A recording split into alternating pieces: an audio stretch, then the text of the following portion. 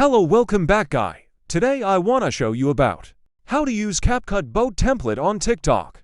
So, let's enjoy this video, watch until at the end and follow step by step.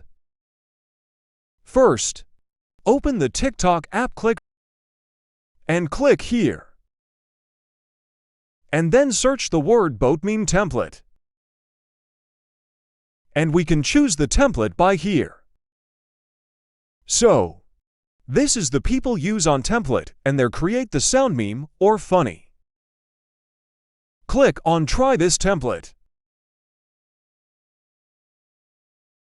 And click here.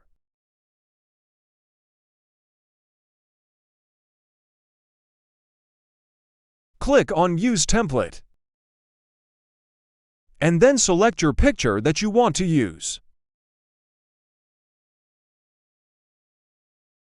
Finally, we can use this template by many second and so easy. Thank you for watching this video until end. See you in the next video.